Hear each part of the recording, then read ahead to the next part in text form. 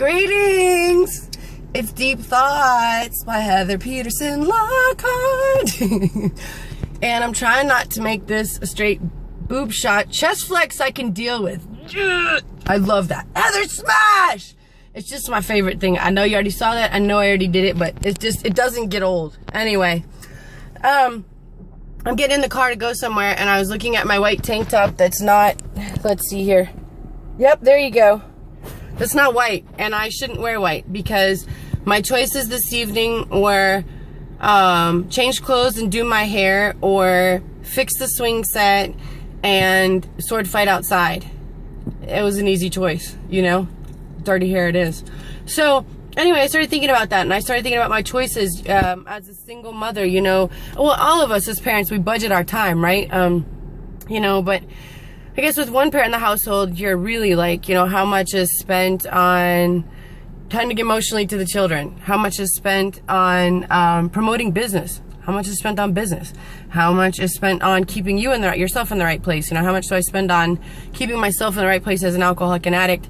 Yada, yada, yada. And I don't mean that that's just me. None of this is meant as a pat on the back. This is, you know, all my things, they're not me taking credit. It's him working in my life in a way that I cannot do so for myself. And I get these little revelations, you know, that like, whoa, you could do it that way. And that would be better. Or I just show up in a different capacity that I didn't know about, you know. And so he gets me there, and then I get it, and then I can do it again.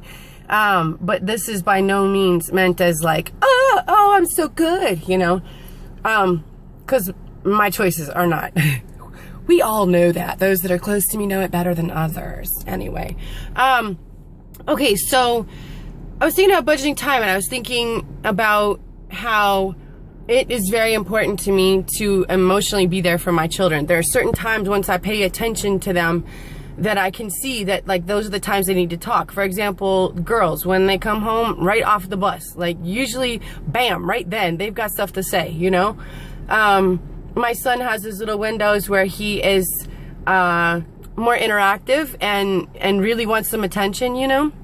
So, and, you know, every kid's different, and I notice, especially with the older ones, if I can take a step back sometimes and I can just,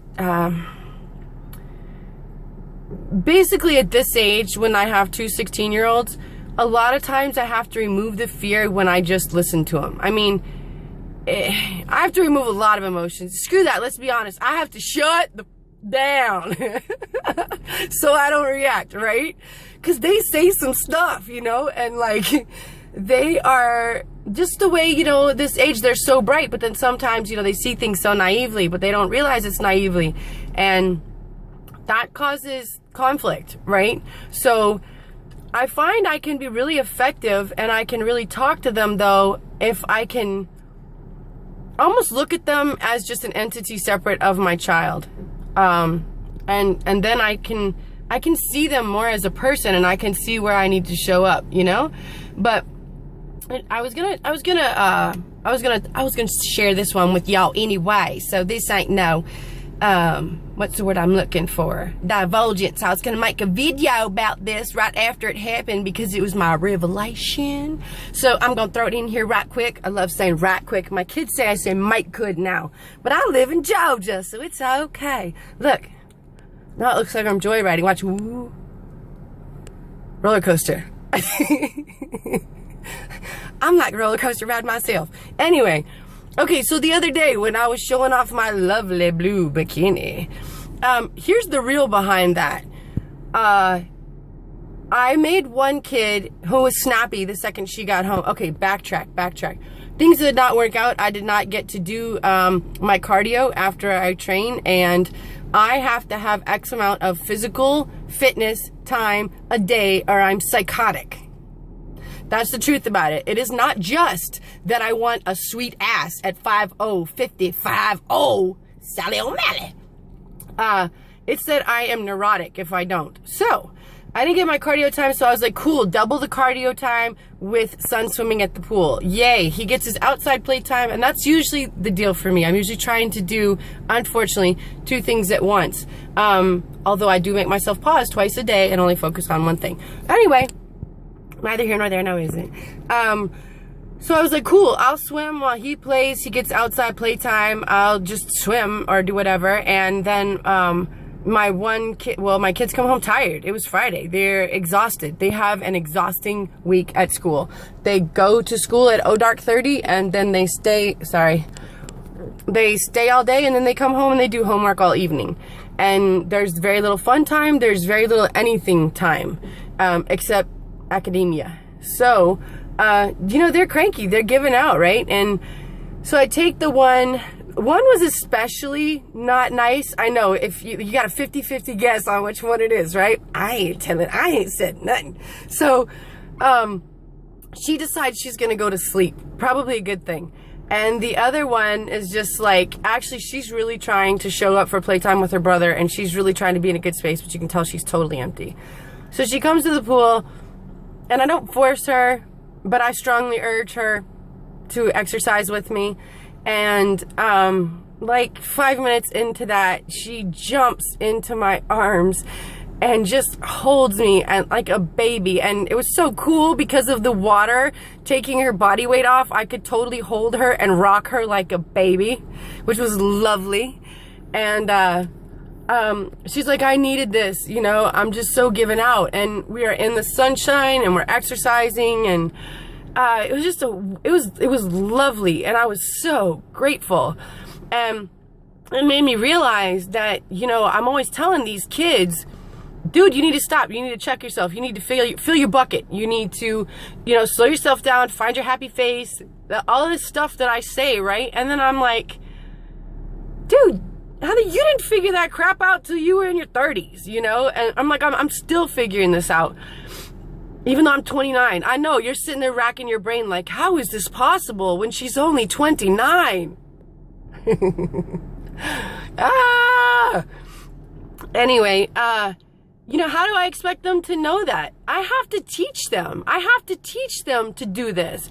So I realized then that I have to interrupt my beautiful sane cardio time, and I gotta roll home and wake up my other kid who's not gonna be happy.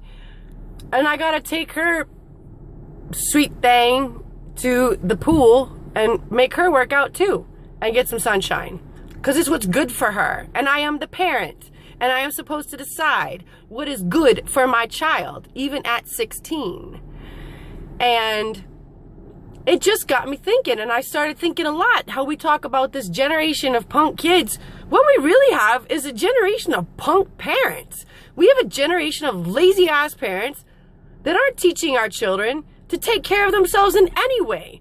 We're teaching them to get lost in a video game or distract themselves with social media. I mean, I don't know. I look around at kids, I listen to their responses, and I'm involved with a fair amount of them. And, I guess, I don't know. I'm just kind of thinking like we have an epic breakdown in the way that we as a society are raising our kids. And I should just speak for myself. No, I'm going to speak for a few bit more. But for myself, I'm realizing like, I read this thing the other day that said it's hard when a kid turns 18 because we're expecting them to make grown-up decisions that will affect the rest of their life, when just 2 weeks ago they were having to ask permission to use the restroom.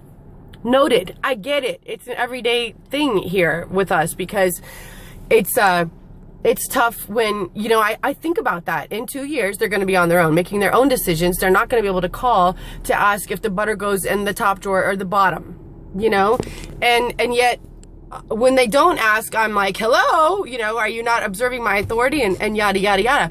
So we're real bent on that. I'm real bent on that and this other stuff. But what about emotional wellness? Like, how am I teaching my children to emotionally take care of themselves when I'm telling them fill their bucket? But am I showing them how to do it?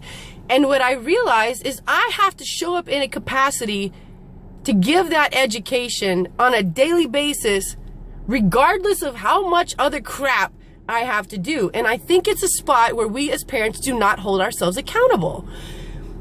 We're like, oh, I'm so taxed and this work is plaguing me and I'm not sleeping well. And I get it. I am in business full time.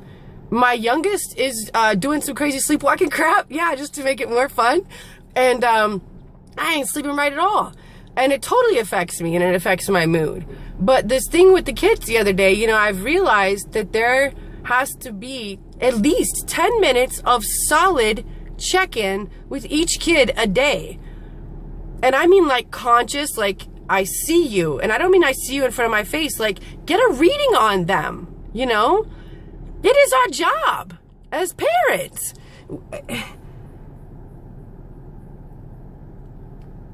Everyone thinks that we're the weird family because we have dinner at the table together every night. I don't see how you don't have dinner at the table together every night. How the hell do you know what's going on in anyone's life, in your house? If you make a pot of pasta and it sits on the stove and everybody just gets some and goes and eats in their own room, I don't know. Do you talk with them later? Do you have an idea of what's going on? I probably need to shut up because now I'm going to start pissing people off. Alienating my target audience. Yay, Heather! I don't know, man. I'm just speaking for my own that this, to me, is a crucial age to get connected. This isn't the age where I'm done. This isn't the age where my work is finished. Now, all of a sudden, put it to use and figure it out. And I think in some ways, that's actually how I've been acting. I haven't felt that way, but I am acting that way if I expect my child to transition into adulthood and I do not teach her how to take care of herself emotionally when she's stressed, when she's needy of affection, when a boy hurts her feelings, when another girl shits on her, you know? Just to, I don't know. I don't have the answer. So I guess I'm posing a question. I'm sorry, I got really riled about that one, but I feel very passionately about, we got all these kids. I saw this damn thing on Instagram today. It was like, it was a stick drawing. It was a drawing of this girl, and she'd cut herself on her legs, and it said, they check your arms and they check your wrists, but they don't check your legs. Check your kids' legs, okay? I don't know. I know that my children tell me that it's an epidemic. When I tell them to surround themselves with children who are not sexually active, cutting themselves, or drinking or smoking, they're like, Mom, there aren't any. So, I don't know. I'm thinking we got a problem. And I'm thinking we're always saying it's these bad kids. These kids are exposed to more stuff. They have more temptations. Yeah, well, we're lazy-ass parents, you know? Check on your kid. Check in with your kid when they come home from school. Check on them before they go to sleep. Find out what they're listening to. Find out who they're talking to. What do they think about? You know? It's very sad to me. It's very sad to me. All right, I'm done. Thanks for listening. I got a prayer on this one. Dear Lord, help us to be humble enough as parents to not be so shamed that we don't show up for the job. Help us to realize that the greater good is for us to be of service. And perhaps we don't do that in a disciplinary role, but perhaps we get a little more proactive in some other roles. And please let us be willing to explore those roles, give us the strength to show up, and let us not be fearful of rejection from our child or unhappiness because the rules are changing, but give us strength to trudge the right path and to really show up to parent our children. Thank you. Amen. Amen. And I'm only sharing this because I see where I haven't shown up for my kids. And I'm sure y'all love your kids as much as I do mine. So, hope I didn't piss too many people off.